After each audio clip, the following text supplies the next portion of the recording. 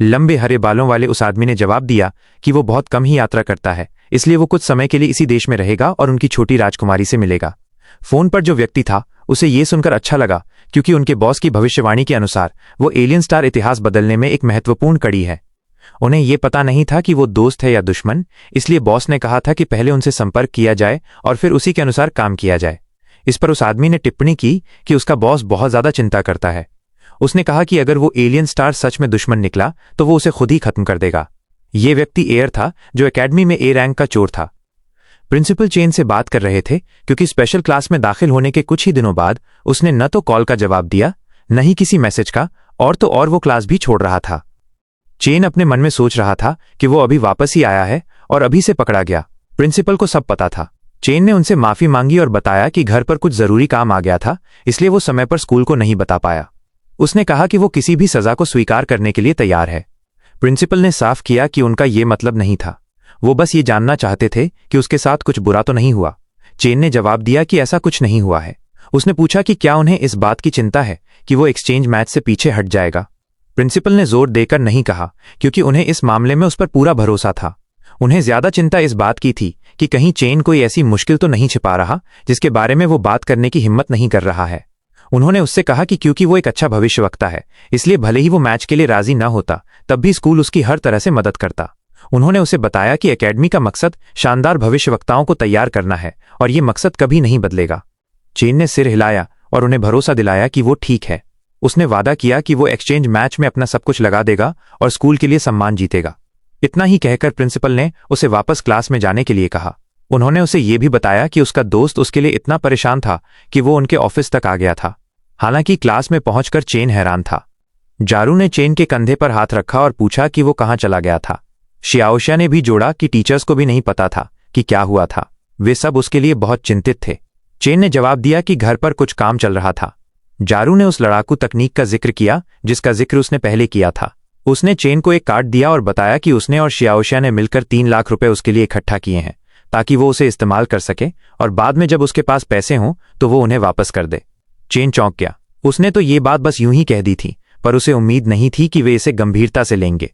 उसने कहा कि उसे वो तकनीक उतनी अच्छी नहीं लगी, इसलिए उसने उसे न खरीदने का फैसला किया है। उसने फिर भी उन दोनों का धन्यवाद किया। जारू ने उससे कहा कि वो कोई बेहतर चीज ढूंढ लेगा। तभी अचानक किसी ने चेन को आवाज दी। वेनहाउ शर्माते हुए उसके पास आया। उसने माना कि उसने उन दोनों को पैसे की कमी की बात करते हुए सुन लिया था, इसलिए उसने अपना कार्ड दिया जिसमें उसके 50,000 की बचत थी। उसने उम्मीद जताई कि उसे बुरा नहीं लगेगा, क्योंकि ये ज्यादा नहीं है।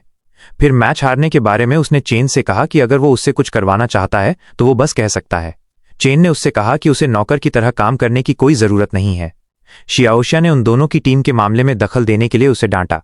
उसने पूछा कि क्या वो कोई चाल चल रहा है। वेनहाउ ने जवाब दिया कि ऐसा कुछ नहीं है। वो तो बस चेन से माफी मांगना चाहता था, क्योंकि पहले उसे लगता था कि चेन ने जान पहचान से स्पेशल क्लास में दाखिला लिया है, और बाद में मिस्टर जांग ने उसे सारी बात समझाई थी। इसके बाद वो अपनी हार को दिल से स्वीकार करता है।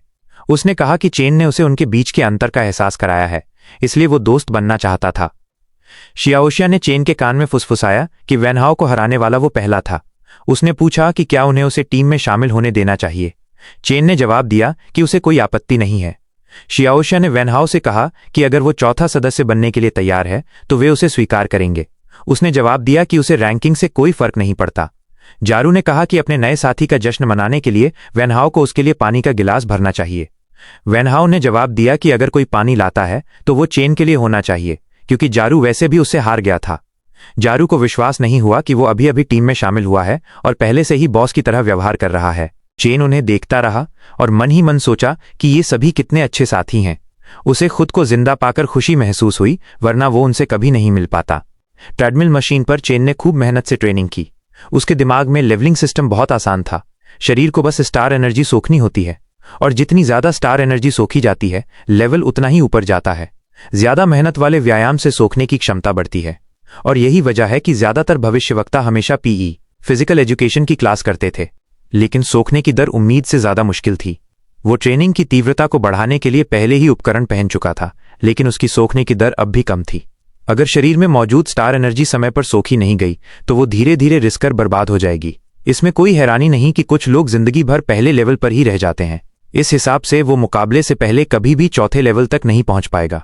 उसे पता था कि उसे सोखने की दर बढ़ाने का कोई तरीका चाहिए। जारू उसके पास आया और उसने कहा कि अकेले ट्रेनिंग करना बोरिंग होता जा रहा है। उसने चेन को मजेदार बनाने के लिए मुकाबला करने के लिए कहा। चेन को एक आइडिया आया।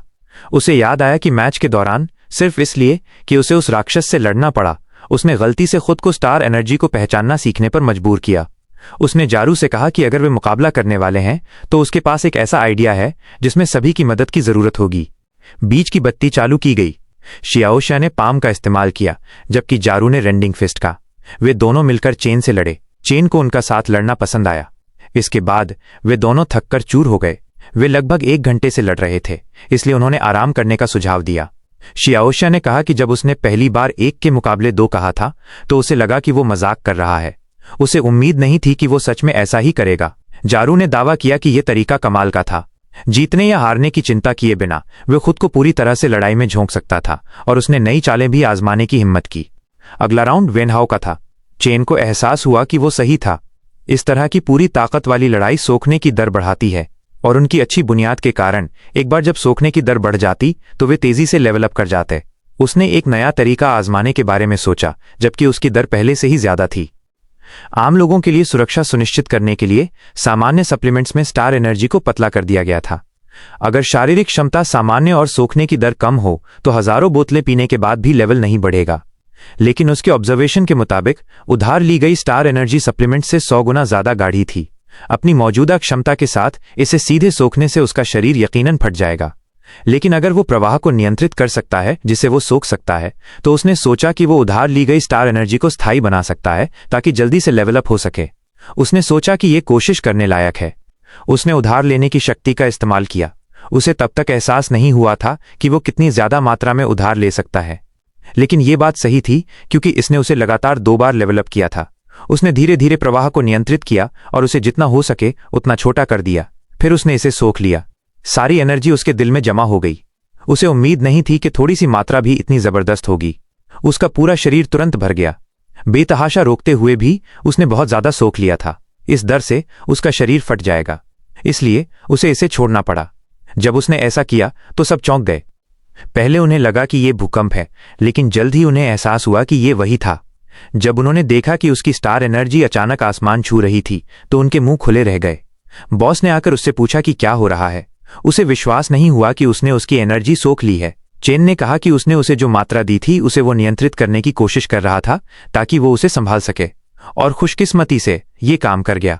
बॉस को विश्वास नहीं हुआ कि उसने स्टार एनर्जी को सोख लिया और मरा नहीं। इससे उसे लगा कि वो सच में उसकी नियति का केंद्र बिंदु है। स्टार ग्रास, स्टार क्रिस्टल्स और ऐसी ही तारा ऊर्जा स्टार एनर्जी वाली चीजों से बनता है। इसके कई जादुई असर हैं, जैसे कि ये तारा ऊर्जा को भर देता है, शारीरिक शक्ति को बढ़ाता है और चोटों को ठीक करता है। जब चेन ने उससे पूछा कि क्या उसने कुछ कहा तो बॉस ने कुछ नहीं कहा और बस इतना कहा कि वो जिंदा है, इस बात की उसे खुशी है। तभी मिस्टर जेन वहां घबराकर आए और पूछा कि क्या हुआ और क्या वे ठीक हैं। जाओक्सिया ने बताया कि ये चेन की वजह से हुआ है। जाओ ने समझाया कि वे आपस में अभ्यास कर रहे थे और जब वे आराम कर रहे थे तो अचानक चेन ऐसा हो गया। मिस्टर जियांग को यह देखकर विश्वास नहीं हुआ कि इतनी तेज तारा ऊर्जा बाहर आ रही थी। उन्होंने वेनहाओ को मापने वाला यंत्र लाने का आदेश दिया। यंत्र ने दिखाया कि वो तीसरे स्तर लेवल 3 पर है। यह सुनकर सबका मुंह खुला रह गया। इतने सालों में उनकी पाठशाला में यह पहला तीसरा स्तर था।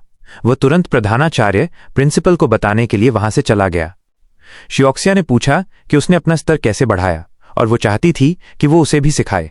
उसने जवाब दिया कि वो भी बस वैसे ही अभ्यास कर रहा था जैसे उन्होंने अभी अभी किया और वो भी जल्द ही अपना स्तर बढ़ा लेगी। उसे उम्मीद नहीं थी कि इसकी वजह से इतना हंगामा होगा, इसलिए उसने घर पर ही ऐसा करने की सोची। जाओ को उसकी बात पर विश्वास हुआ क्योंकि अभ्यास के बाद उसे भी बहुत ताकत महसूस हो रही थी। शियोक्सिया ने भी पूछा कि क्या वे और ज्यादा अभ्यास करेंगे तो उनका स्तर भी उसकी तरह बढ़ जाएगा।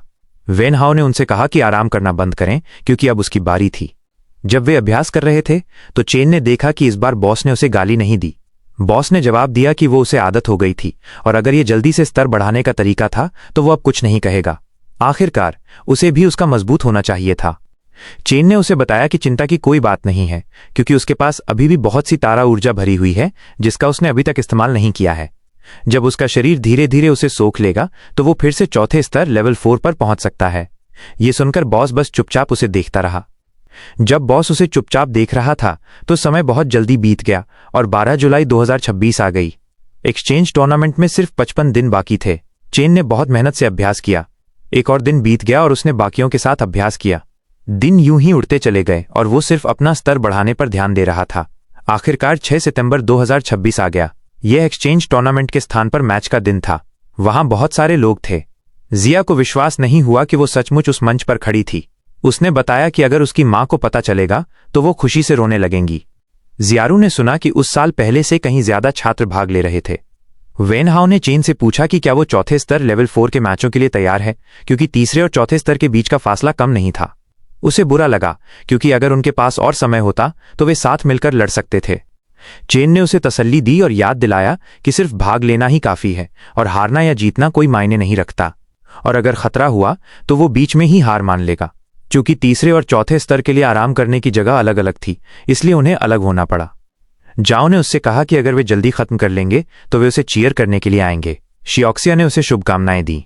उसने हाथ हिलाकर अलविदा कहा।